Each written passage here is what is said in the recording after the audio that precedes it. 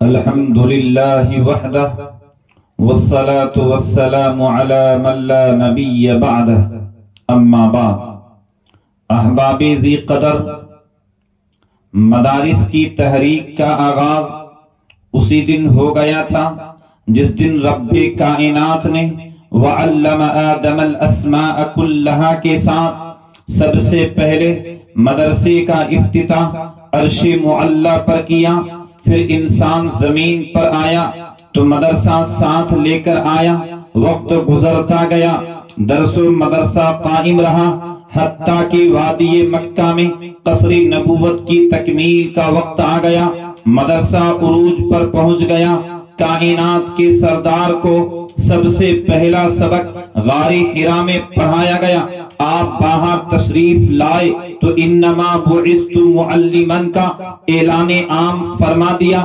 جب وادی یثرب میں پہنچے تو سب سے پہلے ایک دینی ادارہ صفہ کے نام سے آغاز کیا۔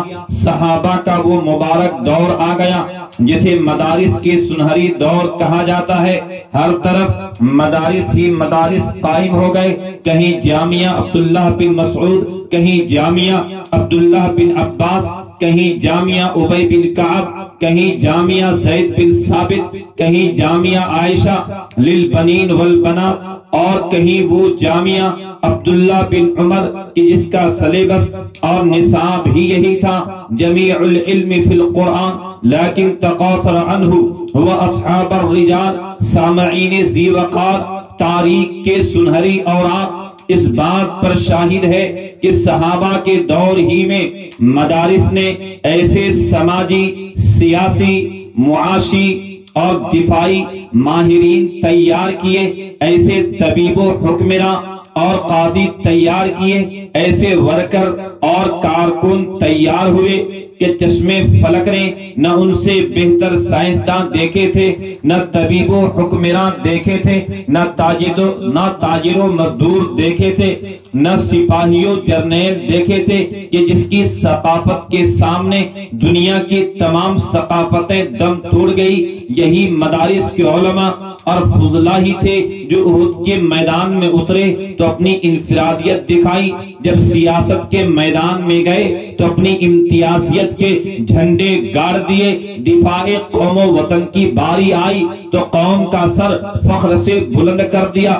سائنس اور ٹیکنالوجی کے میدان میں بڑھے تو ایجادات کے ڈھیر لگا دیے۔ میڈیکل کے شعبے میں قدم رکھا تو صدیوں سے لا علاج مرض قابل علاج قرار پائے۔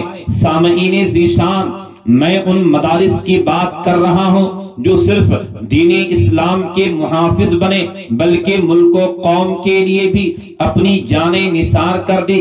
اس خطے کا بچہ جانتا ہے کہ جیلوں میں سڑنے والے، زندانوں کو آباد کرنے والے، جیلوں سے جنازہ اٹھوانے والے، مالٹا اور کالا پانی جیسی بدنام جیلوں میں سزائیں کاٹنے والے انہی مدارس کے علماء فضلاء ہی تھے۔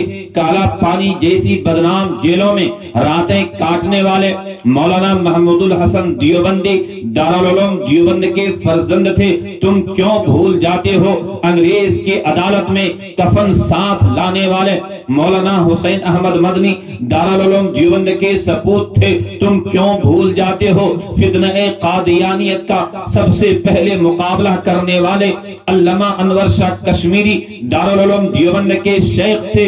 وہ اور ہی ہوں گے کم ہمت جو ظلم و تشدد سہ نہ سکے، شمشیر سنا کے دھارے پر باد صبا جب کہہ نہ سکے۔